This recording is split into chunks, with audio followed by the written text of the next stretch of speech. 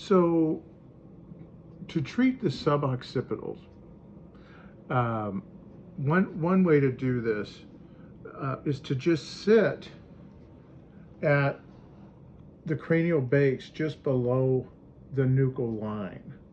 So here's the occiput, the base of the occiput at this line here.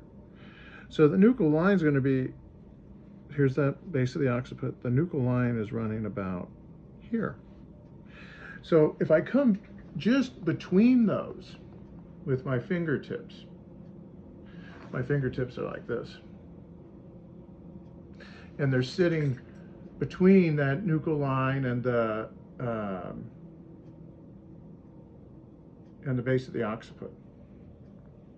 And you just sit with that. That's one way to get a very good, pretty good myofascial release of the cranial base. All I think of that for, you may get more than this, but what I think of that for is just to really release the superficial level here. And you have multiple layers. What I do want to introduce you to today is at the very deepest layer of the suboccipital muscles, which we're obviously not going to see here, but you can you'll know them or you can look them up. But the suboccipital muscles have a relationship to what's called the myodural ligament. Myo, muscle, dural, well, the dura, and the ligament being a bridge, or the myodural bridge it's also called, that's bridging those muscles to the dura. What's interesting, and they hypothesize that that is related to some of the cerebral spinal fluid flow, and I can definitely see that with regard to cervical movement. And you can also see how that is likely involved in headaches, especially with whiplash and concussions. Yeah, I don't think it's the only thing. If you look at the arrangement of those myodural ligaments, or that myodural bridge, I do find it is similar to the Hoffman ligaments in the spine that are basically bridging the dura to the spinal, the posterior spinal ligament as well. So I think they're serving a similar function, different orientation. The Hoffman ligaments are down below the C-spine,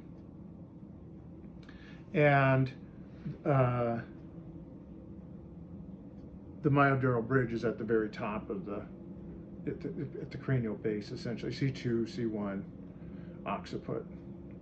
And so I think they are involved in that. But if you sink in here, you're going to do this gently. My fingers are I'm going to turn her head. I'm going to keep her symmetric for treatment, but so I have a couple fingers here very central. These fingers are a little more lateral. So here, this is probably down C2, C3 almost. This is like C1, and now here, kind of bridging out. If you look at the fan shape of those muscles in your anatomy text or online, you'll see. But we're just going to sit with that and let her respond to the fulcrum that I'm introducing. So I'm putting in a little, she's resting on my fingers, and the tissues begin to respond to resting on this fulcrum. So they have to adapt to that fulcrum.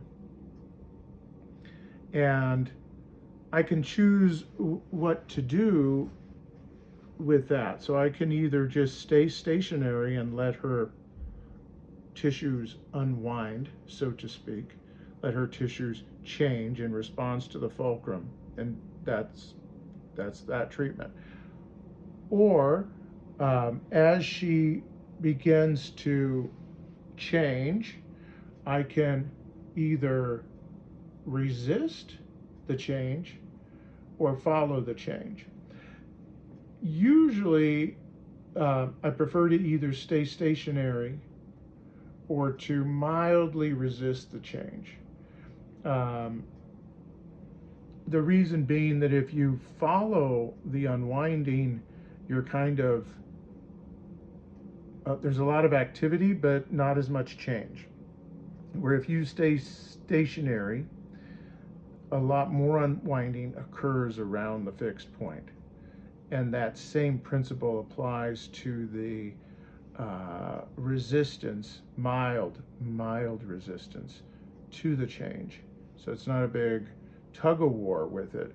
It's just introducing a mild resistance, not stopping the process, just ever so slightly offering a little bit of resistance to that process so that it will increase its amplitude in an effort to continue its process and thereby creating a greater change. That's probably good for that.